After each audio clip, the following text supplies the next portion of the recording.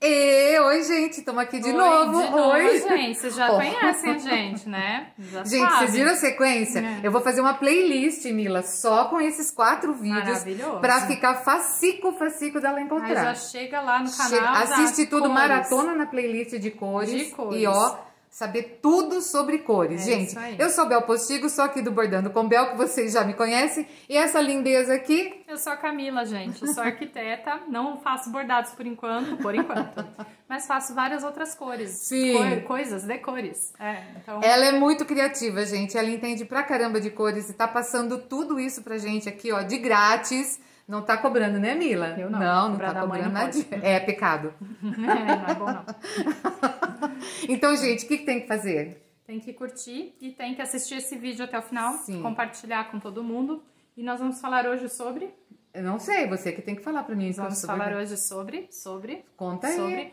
Harmonias cromáticas. A gente falou na aula passada de círculo cromático e esfera cromática. E agora nós vamos falar como combinar as que é o que vocês mais me perguntam. Exato, como combinar as fatias do círculo cromático. Né? Então, a ideia é essa, com alguns exemplos, tá, gente? Alguns perfis aqui são perfis do Instagram. Tá lá a referência, tá o nominho lá, tá? São vários artesãos que eu sigo. Então, eu trouxe alguns exemplos já aplicados ao bordado, né? Ai, gente, tá muito linda a aula. Dessas combinações. Tá muito linda. Se ficou na dúvida também, deixa aqui embaixo as dúvidas no final. Agora, tem uma coisa muito importante, antes da gente começar na aula maravilhosa dela, pra você assistir os outros vídeos. Importante. Porque é uma sequência, gente. Se você não assistir os primeiros, você não vai entender bolhufas o que ela tá falando. Depende do outro. Então, aulão mesmo, aulão. Volta lá e assiste. Isso. Tá? Então, bora lá pro vídeo. É isso aí, gente. Até já.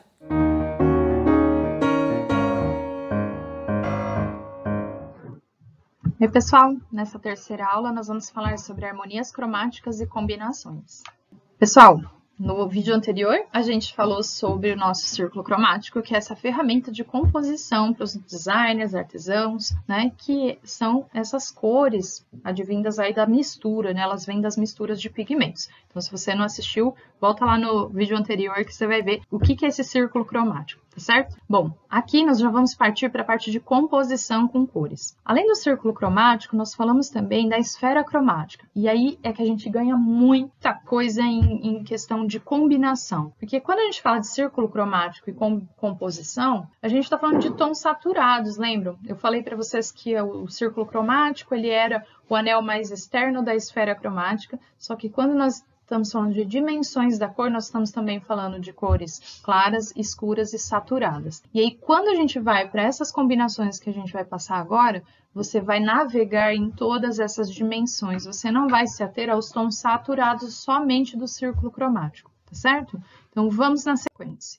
Monocromia. O que significa esse termo? Monocrome, monocromático, crome, cor, mono, uma cor. Então, o que seria uma composição monocromática? É preto, branco e cinza. Não é. Preto, branco e cinza são composições que a gente chama de acromáticas, certo? Porque preto e branco não são cores.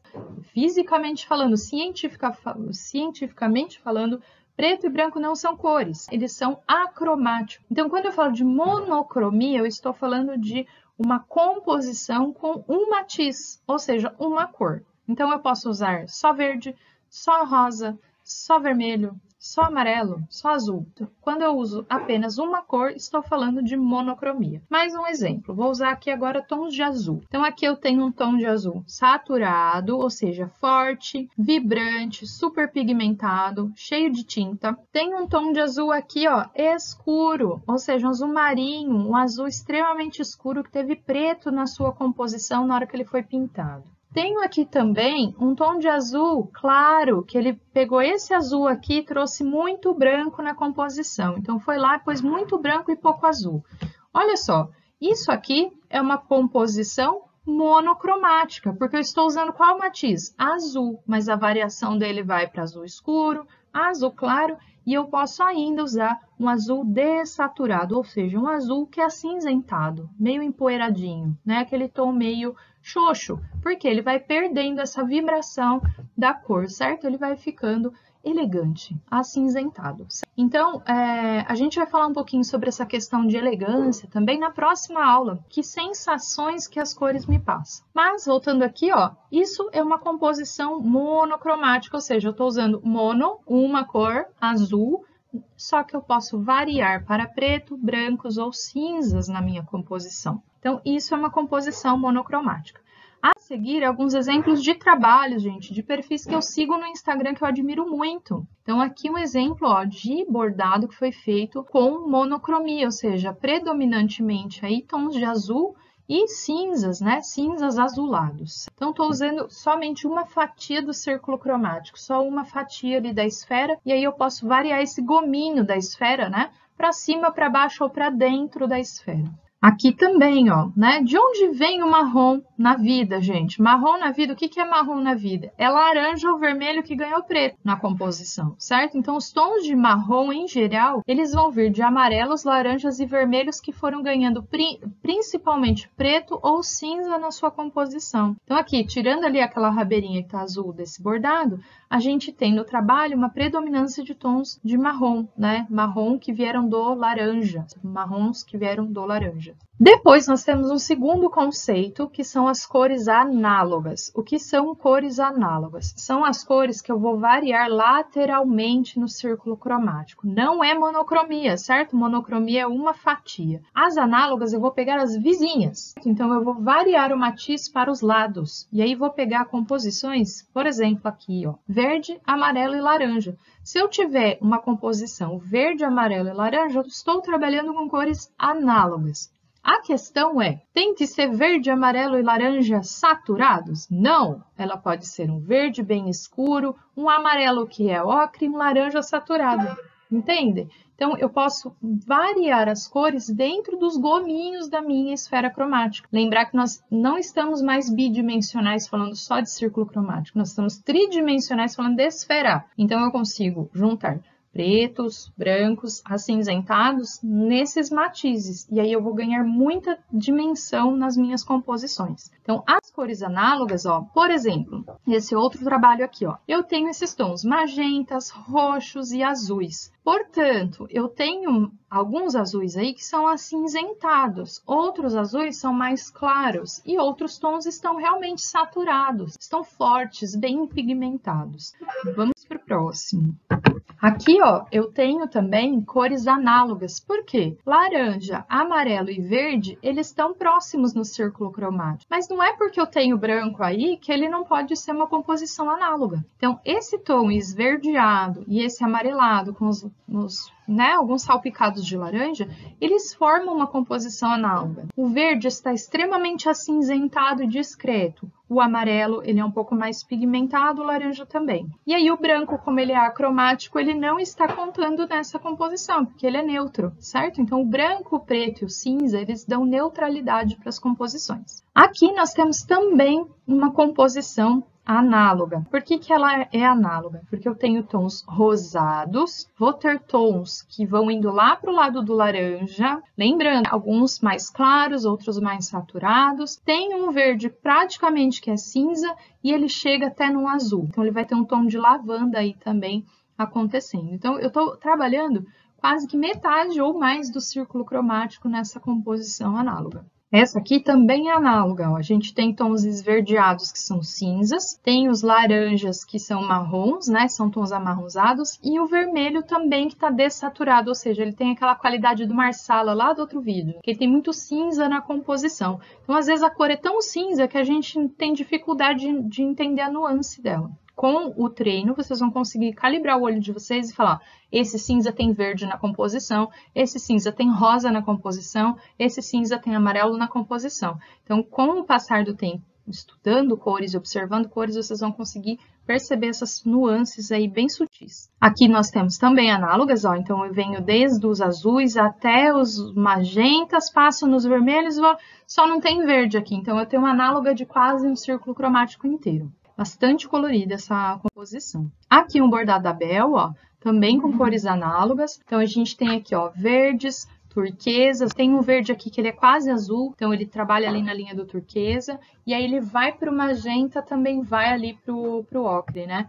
Então, esses tons, eles também são análogos, certo? Então, ele só não tem aqui azuis e violáceos. Então, o restante do círculo cromático foi trabalhado. Aqui também uma composição análoga, ó. Rosas, amarelos, tons alaranjados, meio quentes. Aqui também, ó, os tons quentes, então amarelo, laranjas e vermelhos, também vão ser os tons análogos. Ah, professora, as cores quentes, se eu fizer um bordado só com cores quentes, são análogos? Sim, porque você pega a metade quente do círculo cromático. Ah, eu posso fazer um bordado com cores frias? Também pode, vai ser análoga de meio círculo cromático, só tons frios. Então, elas são análogas, quase metade do círculo cromático. Aqui também nós temos cores análogas. Veja que difícil, né, essa percepção. É um pouco complexo. Nós falamos, nossa, professora, mas é marrom, vermelho, ocre e bege? De onde vieram? De qual é o matiz? Essa pergunta é maravilhosa, gente. De onde veio esta cor? Eu pego uma cor na mão e falo, de onde veio essa cor? Ah, isso aqui é azul. Então, o matiz é azul, mas de onde veio essa cor? Essa cor tem muito preto na composição, ou ela tem muito cinza na composição. Então, é você olhar para a cor e falar assim, de onde veio essa cor? Essa cor é vermelho, que veio lá, né? É um bordô que veio do vermelho. É um marrom que veio do vermelho também. Ou é um marrom que veio do laranja. É um ocre que veio do amarelo. Então, é você olhar para a cor e saber qual é o matiz. Sabendo o matiz, você sabe qual é a harmonia cromática dele. Cores complementares. O que são as complementares? E por que são chamadas de complementares? Cores complementares são cores que, se você somar as duas, elas vão dar o espectro completo da luz, certo? Então, é muito doido isso. Se vocês quiserem, gente, eu vou dar um monte de referências aqui embaixo, livros importantes. No quarto vídeo eu vou dar as referências de leitura. Se vocês quiserem estudar mais um pouquinho sobre complementos, na literatura vai ter. E o que são esses complementos? Basicamente, as cores opostas do círculo cromático. Então, tem uma fatia, você pega a fatia oposta, que ela é complemento dessa cor que você olhou. Então, verde é complemento de vermelho, né? Alguns tons de verde são complementos do magenta. Tons de azul, eles são complementos de amarelos e laranjas. Então, vamos seguindo aqui, ó. Complemento. Esse bordado aqui, ó, ele trabalha com tons de amarelos, ocres e tons de azul. Quem é ele, né? Ele é o oposto. Então, eu tenho tons de amarelo ouro, aquele amarelo quase laranja, e um azul forte, aquele azul anil. Então, se a gente olhar aqui nesse círculo cromático miniatura aqui embaixo, ó, a gente vai ver que são exatamente os opostos. Então, pegou a cor, atravessou o círculo cromático, eu tenho o complemento dele. Aqui a gente vai ver outra harmonia, tá? Que são os complementos decompostos. O que é o complementar decomposto? Ao invés de eu pegar a cor oposta, eu vou pegar as cores vizinhas do círculo cromático. Então, ao invés de pegar a oposta, eu pego as duas vizinhas dela. A gente forma uma composição com 3 cores. Aqui, por exemplo, neste outro trabalho, nós temos o azul, certo? Ó, então, eu vou ter esse tom de azul que está acinzentado. Então, o azul da saia aqui, ele é acinzentado. Ao invés de eu pegar o tom oposto, que seria o azul, que é mais dourado, eu vou pegar os tons de vermelho. Então, eu tenho um azul ali, que é o ciânico, que ele está acinzentado. Eu atravesso o círculo cromático, ao invés de eu pegar o vermelho, eu vou pegar esse tom de púrpura, que ele é um magenta um pouco mais avermelhado, e vou pegar o tom de laranja, que está do lado. Então, esse tom de terroso, ele vem do laranja. O magenta é aquele, que eu posso dizer, aquele vermelho meio azulado, o púrpura. O púrpura, ele é um vermelho azulado ou um magenta avermelhado. Então, ele está ali bem no meio, entre magenta e vermelho. Essas complementares decompostas, elas, ao invés de eu pegar exatamente a oposta, eu pego as laterais. Depois da complementar, aqui ó, nós temos também essa aqui complementar decomposta. Olha só, eu tenho esse verde, que é esse azul turquesa, né? Que ele fica aqui entre o verde e o cian, que é esse verde mais azulado. Atravessando, eu vou pegar o magenta e vou pegar os tons de laranja e vermelho. Então, na hora que eu atravesso e pego ali, ó, eu vou ter um rosa clarinho, só que ó, o magenta, ele não tá saturado, ele é um rosa que teve branco na sua composição. E o laranja, ele também está dessaturado, né? Ele é um laranja que está indo mais lá para o cinza. Então, essa variação de tons, ela tem muitas gradações. Ela pode estar saturada, ela pode estar escura, ela pode estar clara. Então, são muitas dimensões aí para a gente trabalhar na composição. Aqui também, ó, a gente tem esse azul ciânico, esse azul mais clarinho, E eu tenho tons de terrosos indo para o vermelho e tons de amarelo. Então, olha lá, eu tenho as cores também laterais, ó. Eu pego o azul, vou para pegar lá o amarelo, o ouro não pego. Pego o amarelo e pego o avermelhado. São as tríades, ou as composições triáticas. Elas são formadas por esse triângulo equidistante, ou seja, a cor vai ter a mesma distância da outra cor. E aí, essas composições, elas dão composições bastante descontraídas, porque são tons muito distantes um do outro. Então, um exemplo de tríade seriam os próprios pigmentos primários, o magenta, o amarelo e o cian. Essas cores formam tríades, e elas podem estar em qualquer dimensão, lembrando que elas podem estar em qualquer dimensão. Olha só, neste exemplo, nós temos uma combinação do trabalho que predomina tons que são marrons, e esses marrons eles vêm de um tom mais avermelhado, né? Se a gente olhar ali o matiz desse marrom, ele tem muito vermelho na composição. Eu vou ter umas pitadas de verde e vou ter umas pitadas de um tom de azul. E aí, se a gente olhar essa composição, ele forma uma tríade dentro do círculo cromático. Bem, se as composições triáticas já davam composições descontraídas e mais alegres, as quadráticas dão ainda mais, porque nós estamos incluindo mais cores na composição. Então, as quadráticas, elas formam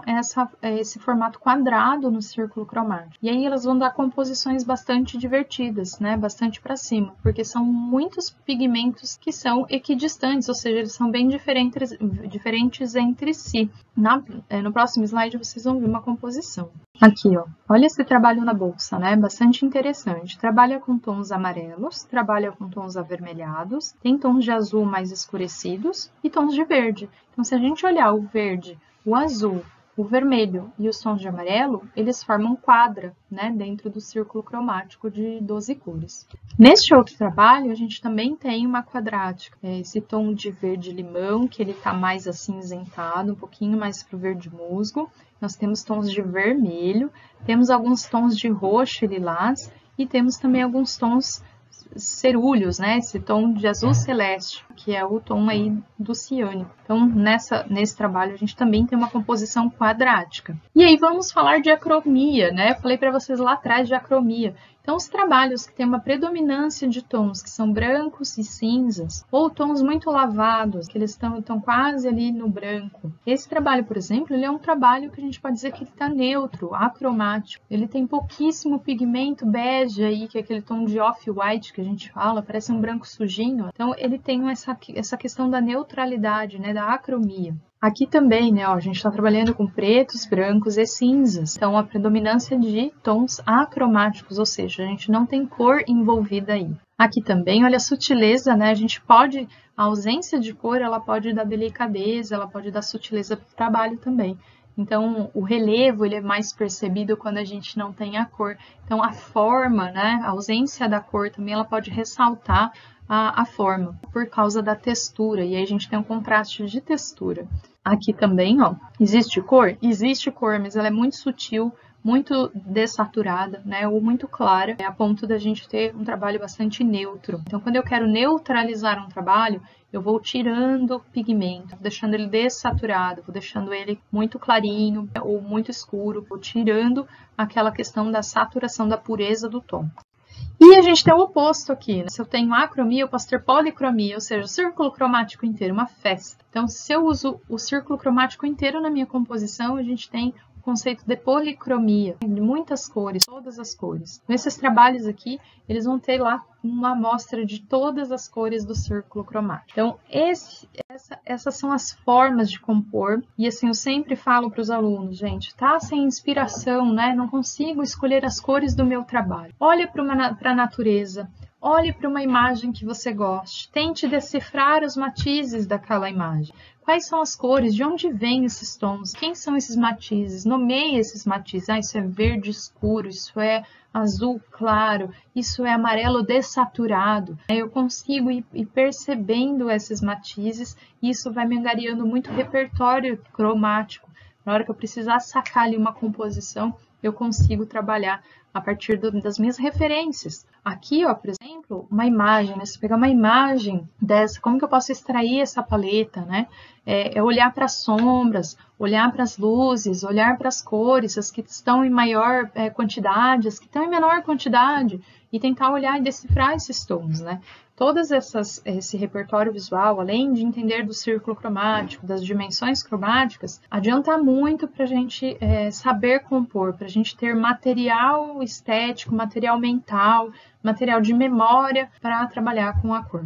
Na próxima aula nós vamos falar de psicologia da cor. Espero que vocês estejam gostando até aqui. A gente se vê na próxima. Até mais. Uau, filhota! Que aula, hein? Fala aí pra gente se você gostou, põe aí nos comentários, faz a pergunta que você quiser sobre cores que a Camila vai responder. Isso. E essa é uma sequência, hein? Isso, então o próximo vídeo é semana que vem. E olha, pode deixar perguntas aqui embaixo, tá? Se vocês tiverem dúvida ou ficou alguma coisa meio estranha, não ficou bem explicadinha. Nos comentários, né, filha? Pode deixar aqui nos comentários, a gente responde as dúvidas. Se você gostou do vídeo, você curte o vídeo, se inscreva no canal.